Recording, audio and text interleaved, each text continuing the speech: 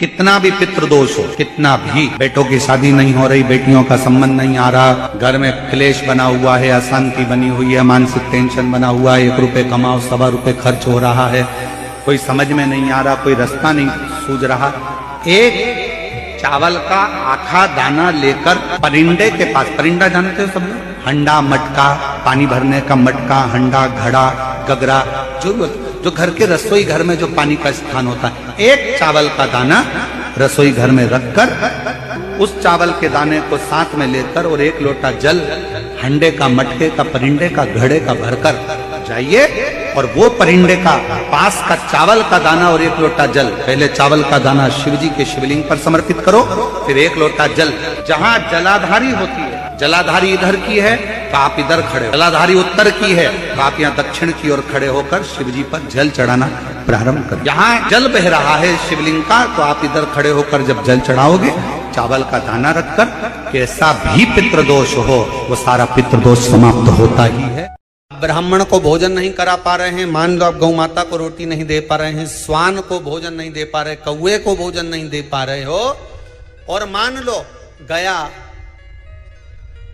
ब्रह्म कपाली या कहीं पिंडदान नहीं कर पा रहे हो, तिलांजलि तर्पण नहीं कर पा रहे हो, तो एक काम जरूर करना, जल के पात्र में 2 बूंद गंगा जल डालना और वो गंगा जल शंकर को रोज 16 दिन तक चढ़ाइए, पितृदोष समाप्त हो जाए। जब ज्यादा घर में पितृदोष हो ना, ऐसा लगे कि पितृदोष बहुत ज्यादा है, 1 रुपए कमा रहे हैं 1.25 रुपए खर्च हो रहा है, हाथ में पैसा नहीं टिक रहा, दुकान 4 दिन अच्छी चल रही है, फिर व्यापार डाउन हो जाता है, कोई पैसा लेकर भाग गया नहीं दे रहा, कहीं कर्जा मात्रा बढ़ गई है, ये पितृदोष के लक्षण है कुछ। इसमें आपके घर में जो भी रुद्राक्ष पड़ा हो, जो भी रुद्राक्ष रखा हो, क्योंकि संभाल के तो आप रखते नहीं, पटक देते हो यहां में, जो भी रुद्राक्ष आपके घर में रखा हुआ, एक पानी के पात्र में उस रुद्राक्ष को डाल दीजिए, उसमें 1 चावल का दाना डाल दीजिए। महाराज, परिंदा जहां होता है, मटका, हंडा या रसोई घर में आपका जो पानी भरने का स्थान होता है, जिसको आरो क्या क्या लगा के रखते हो, उसी के कहीं पास में उस कलश को रख दीजिए, ऊपर से उसको ढक दीजिए। शाम के समय, सुबह रखा 10 बजे से 12 बजे के बीच में, शाम के समय प्रदोष काल में भगवान शंकर का नाम स्मरण कर कर, ओम नमः शिवाय बोलकर, श्री शिवाय नमस्तुभ्यम बोलकर, या महामृत्युंजय मंत्र का स्मरण कर कर, या गायत्री मंत्र का स्मरण कर कर, जो मंत्र आपकी बुद्धि में, विवेक में समाहित हो, उस मंत्र का नाम लेकर राम कृष्ण हरि जो बोल सकते हो, एक घी का दिया अवश्य प्रज्वलित करें, लंबी बाती का। कौन सी बाती का? फूल बत्ती का नहीं, गोल बत्ती का नहीं, लंबी बाती का। बत्ती का मुख दक्षिण की ओर, कहां पर होना चाहिए? दक्षिण की ओर, ना पूरब, ना पश्चिम, ना उत्तर। बत्ती का मुख कहां हो? दक्षिण की ओर। जैसे श्राद्ध पक्ष में ब्राह्मण को जब भोजन कराते हैं तो ब्राह्मण का मुख श्राद्ध पक्ष के भोजन कराते समय अगर पूरब, पश्चिम और उत्तर का होता है तो श्राद्ध के भोजन का फल नहीं मिलता।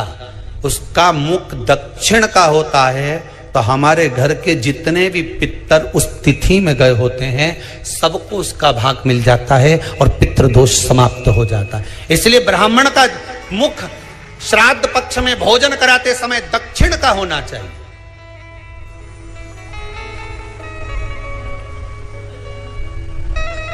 ब्राह्मण का मुख दक्षिण का हो।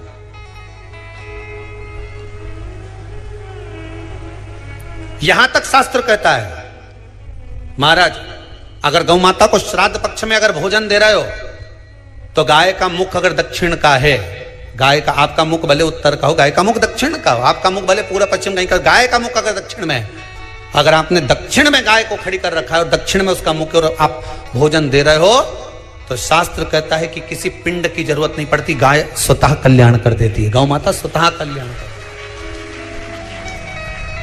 दक्षिण मुखी हो तो दिए की जो बाती का मुख कहां होना चाहिए? दक्षिण का। और दक्षिण का मुख होना चाहिए।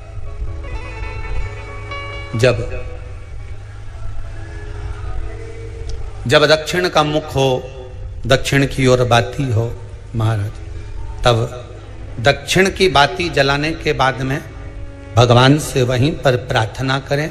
जो कलश रखा है उसके ऊपर जो प्लेट रखी है, ढाका गया है, वहां अपना सीधा हाथ रखें और अपने पूर्वजों का, अपने पितरों का स्मरण करें कि मेरे धन को लेकर कोई चले गया, मेरा व्यापार ऐसा चल रहा है, मेरा घर में बच्चों का विवाह नहीं हो रहा, या घर में इतनी अशांति है, या तकलीफ है, या कष्ट है, ये सब का स्मरण कर कर उस कलश को रात्रि भर रखे रहने दें। सुबह स्नान आदि करने के बाद फिर एक घी का दिया दक्षिण की ओर लगाकर सुबह 10 बजे से 12 बजे के बीच में उस जल को शिव जी को समर्पित कर कर आ जाएं और वो रुद्राक्ष लेकर वापिस आ जाएं। महाराज वापिस आ जाए, उस रुद्राक्ष को अपने घर में रख दीजिए। वर्ष भर वो रुद्राक्ष आपको कभी बीमारी से नहीं घिरने देगा, कभी किसी जगह खड्डे में नहीं जाने देगा, वो उन्नति की ओर ही बढ़ाएगा। भले कोई भी रुद्राक्ष हो, 1 मुखी से लेकर 14 मुखी, 20 मुखी, 18 मुखी, जो रुद्राक्ष आपके पास में, आप तो उसका स्मरण करिए, आप उसका स्मरण करिए। आपको लगता है कहीं कहीं कि मेरे पितर मुझ पर क्रोध कर रहे हैं,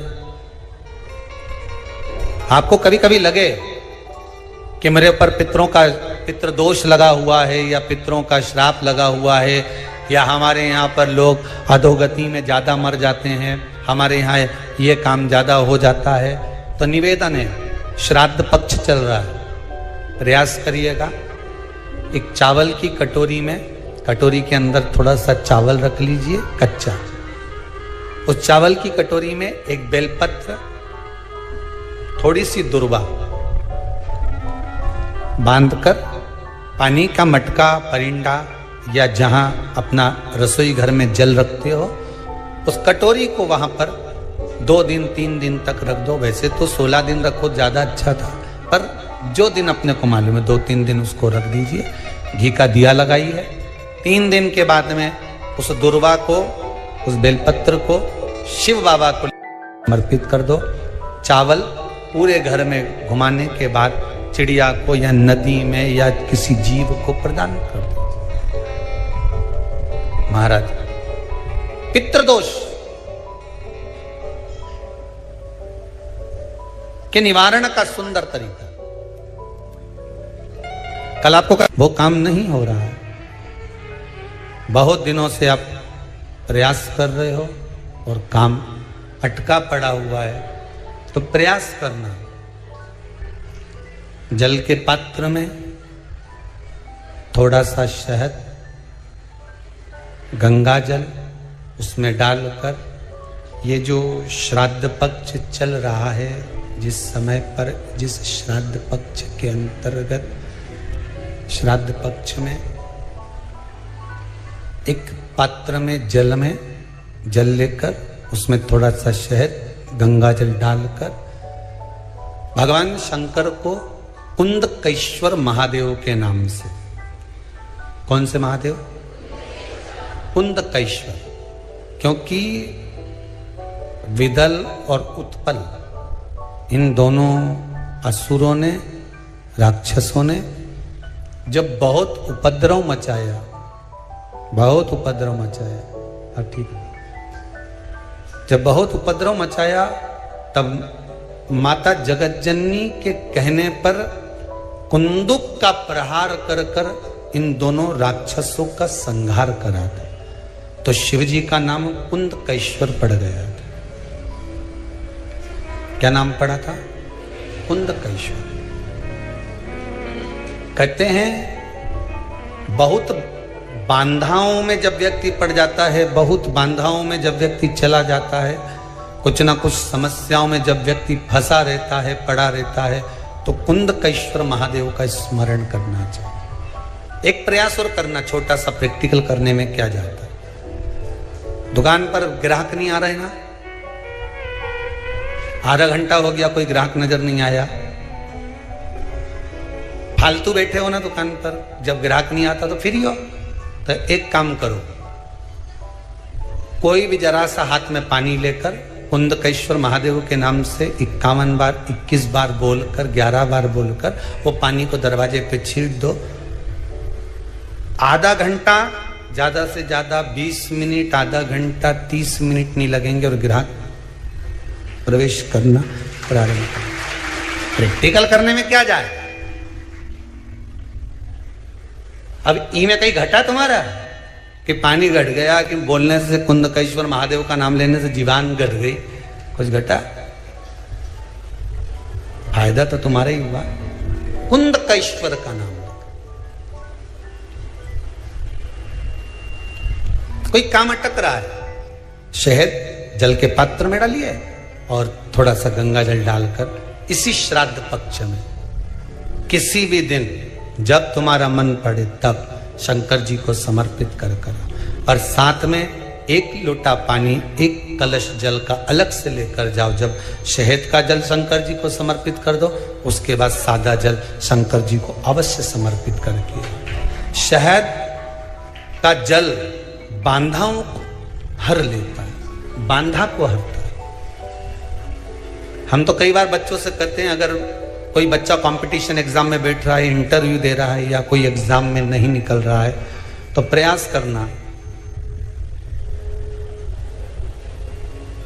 बेलपत्री का जो बीच वाला पत्ता होता है, इस पत्ते पर शहद लगाकर हथेली में रखकर अंगूठे से इसको इस तरह से दबाकर शिव जी के कुंदकेश्वर महादेव का नाम लेकर अपनी मनोकामना कर शंकर भगवान का जो शिवलिंग है उस शिवलिंग पर इस बेलपत्री के पत्ते को चिपकाकर आ जा और एग्जाम देने जा। बाबा निपटे का सब काम कर। जिस बालक बालिका का जॉब नहीं लग रहा हो, सर्विस नहीं लग रही हो, नौकरी नहीं लग रही हो, जगह जगह पहले करते थे जॉब अब छूट गई, 2 साल हो गए, 3 साल हो गए, सर्विस नहीं लग रही हो, बहुत प्रयास कर लिया हो, बहुत प्रयास, तो महाराज काली तिल्ली को पीस कर उसको जल के पात्र में डालकर अपने घर के मटका, परिंदा, पितरों का जो स्थान होता है, जलाशय होता है, उसके पास में एक पात्र में रख दीजिए। बेलपत्री या बट का पेड़ या पीपल का पेड़, इस वृक्ष के नीचे एक रात्रि तक रखे रहने के बाद में दूसरे दिन अपनी कामना कर, जिनका जॉब नहीं लग रहा, सर्विस नहीं लग रही, नौकरी नहीं लग रही या कहीं उलझने उत्पन्न हो रही है, उस व्यक्ति को हाथ में ले जाकर उस पात्र का जल, 3 वृक्ष पितरों के तुल्य हैं। कल की कथा में कहा था, पहला बेलपत्री का, दूसरा पीपल का, तीसरा बड का, ये 3 पितरों के तुल्य हैं। इन 3 में से किसी भी वृक्ष के नीचे उस काली तिल के जल को समर्पित कर दीजिए। महाराज बाबा चाहेगा, भोलेनाथ जी चाहेगा तो 3 महीने में कहीं ना कहीं योग बना ही देगा, ये पक्का। बाबा पर विश्वास रख, शंकर भगवान पर भरोसा विश्वास रखकर आप कार्य करेंगे, क्यों ना हो।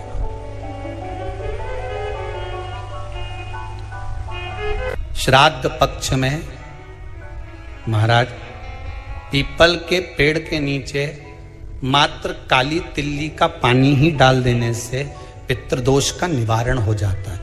किसी लड़के की, लड़की की विवाह शादी नहीं हो रहा हो, मंगल विवाह नहीं हो रहा हो, पानी के लोटे में थोड़ा सा काला तिल डालकर श्राद्ध पक्ष में पीपल के पेड़ के नीचे चढ़वा दीजिए। महाराज पितरों की शांति होती है, घर में मंगल कार्य होता है, मंगल कार्य हो जाता है, पितृदोष का निवारण होता है।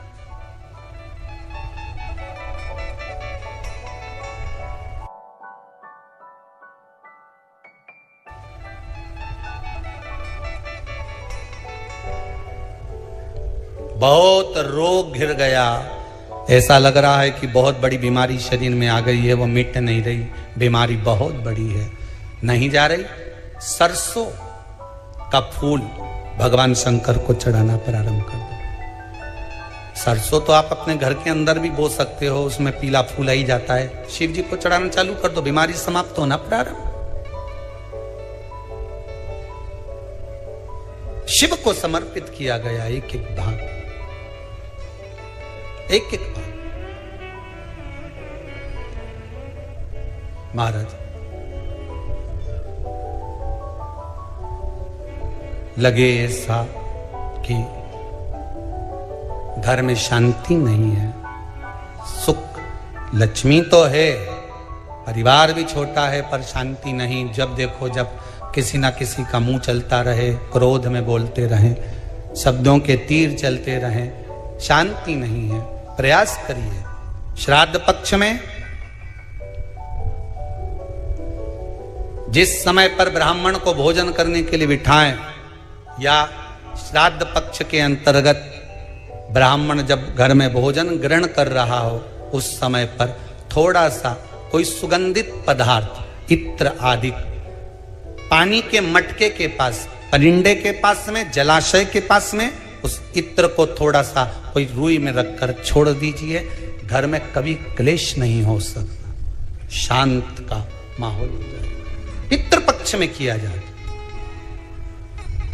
पितृपक्ष।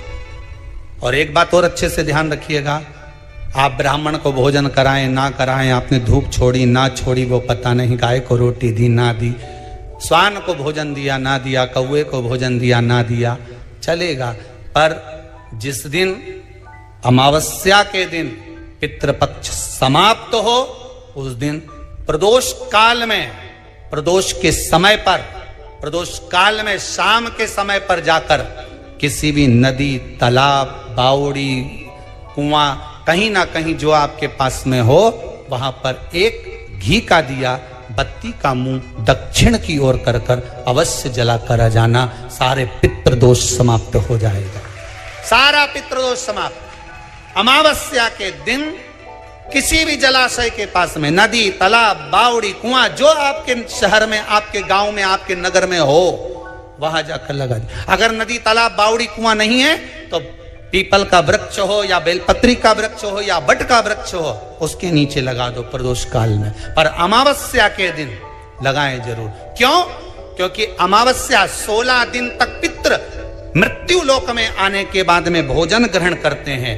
अमावस्या के दिन पितृ शाम के समय प्रदोष काल में शंकर भगवान का नाम जाप कर कर नदी, तालाब, बावड़ी पर पानी पीने जाते हैं। वहां से जल का आचमन कर कर पितृ अपने लोक को चले जाते हैं प्रदोष काल के समय पर। इसलिए प्रदोष काल में जलाशय के पास में, बावड़ी, कुआं, नदी, तालाब के किनारे पर दिया लगाया जाता है दक्षिण की ओर मुख कर कर बत्ती का। तो पितृ आशीर्वाद देते हुए जाते हैं कि फलो फूलो, आगे बढ़ो, उन्नति करो, तरक्की करो। ये पितरों का आशीर्वाद रहता है, पितरों का वर रहता है। आप देंगे उसको मिलेगा, कुछ करा ना करा।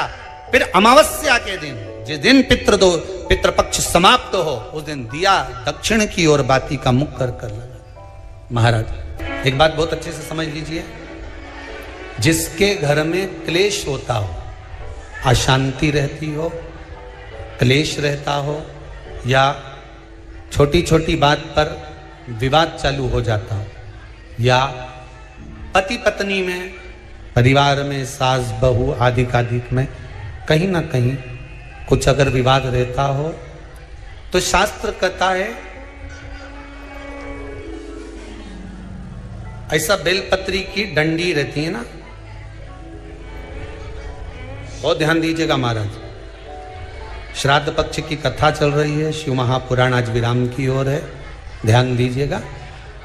जैसे ये बेलपत्री की जो डंडी होती है, डंडी का जो भाग होता है बेलपत्री की, ऐसा बेलपत्री की 7 भाग ले लो, मतलब बेलपत्री 7 ले लीजिए। 7 बेलपत्र लेकर कच्चा जो सूत होता है ना, कच्चा सूत जो जानते पेड़ पौधे में माताएं लपेटती हैं, धागा जो होता है ना सफेद कलर का कच्चा धागा, जो बड़ में, पीपल में और आंवला आदि में लपेटा जाता है। कच्चा सूत उसको शंकर भगवान और माता पार्वती का स्मरण कर कर नंदी के, जो नंदी होता है, नंदी के राइट भाग में, नंदी का एक पांव ऊंचा होता है, आपने देखा होगा आगे का पांव ऊंचा होता है, बैठते समय नंदी का एक पांव ऊंचा है, एक पांव नीचे की हो जाता है। तो नंदी का जहां पांव ऊंचा है उस ऊंचे पांव के पास में बैठना है। कच्चे सूत पर उस बेलपत्री के जो 7 गुच्छ हैं, 7 जो बेलपत्री के भाग हैं, 7 बेलपत्री हैं, उसको अपना नाम गोत्र स्मरण कर कर उस कच्चे सूत को लपेटना है। महाराज लाल कलर का चंदन उस बेलपत्री के पत्ते में जो अग्रभाग होता है, सबसे आगे का भाग, 7 में लाल चंदन लगाना है। महाराज उस चंदन को लगाकर आप प्रदोष के दिन, प्रदोष काल में शंकर भगवान को समर्पित अगर करते हैं तो जिस घर का गोत्र बोला है उस घर में कभी क्लेश नहीं हो सकता, वो शांति का अनुभव करे, उसमें क्लेश नहीं हो सकता। एक धागा होता है पक्का धागा, एक धागा होता है कच्चा धागा। बहुत ध्यान दीजिएगा महाराज, पक्के धागे से नहीं लपेटना सफेद, कच्चा जो धागा पीपल में, बड़ में या आंवला आदि में जो हम लोग लपेटते हैं पूजन करते समय, वो कच्चा धागा। और एक बात और आपको कहने, ध्यान दीजिएगा, अगर मान लो किसी पति पत्नी का तलाक तक की नौबत हो गई और तलाक नहीं कराना है, आपस में वापिस प्रेम बढ़ जाए, छोरी वापिस घर में रहे, बेटा उसको रखे, बहू रहे, आपस में प्रेम बढ़े, वो भले मायके चली गई हो, वो भले लड़का छोड़कर चले गया हो, अकेली रह रही हो और चाहती है कि मैं पति के साथ रहना है, तलाक नहीं होना चाहिए, हम दोनों में प्रेम रहे, वो संभाले मेरे को भी और मैं भी आदर करूं, वो भी आदर करे। तो मेरा निवेदन है, कच्चा जो सूत होता है, कच्चा जो धागा होता है, नंदी के ठीक पीछे बैठकर कोई साथ में आपका परिवार का कोई व्यक्ति चले जाए और हस्तकमल को, जिसको अपने परिवार में वापिस रहना है, उस स्त्री हो या पुरुष हो, दोनों में से कोई भी नंदी के पीछे बैठकर सोमवार की जिस दिन अष्टमी पड़े उस दिन नंदी के पीछे बैठकर हाथ को ऐसा बंद करना है, हाथ में एक बेलपत्री रखना है, सीधी सीधी बंद कर कर 7 बार उस हाथ पर कच्चा सूत लपेट देना है, उस सूत को वापस निकाल लेना है, बेलपत्री के साथ, बेलपत्री के साथ में, और बेलपत्री को तो अपने पास में रखना। सबसे पहले माता पार्वती का जो हस्तकमल ऐसा होता है शिव मंदिर में, उस हस्तकमल में वो सूत जो आपके हाथ से निकला है वो उसमें डाल देना है, माँ जगत जननी से प्रार्थना कर कर, और जो बेलपत्री आपने संबंध को जोड़ने के लिए अपने हाथ में ली है वो शंकर भगवान के कटी भाग में, फिर निवेदन करूंगा, कटी भाग को समझ लीजिए। ये शिवलिंग रखा है, जहां पर शंकर भगवान का शिवलिंग, माता पार्वती जी के हस्त कमल पर जो शिवलिंग रखा है, ये भाग कटी भाग कहलाता है। इस जगह पर जहां शंकर और पार्वती का मिलन हुआ है, उस जगह पर उस बेलपत्री को रख देना है। महाराज ज्यादा से ज्यादा 3-4 महीने लगते हैं, दोनों में वापिस प्रेम बढ़ जाता है, दोनों एक हो जाते हैं।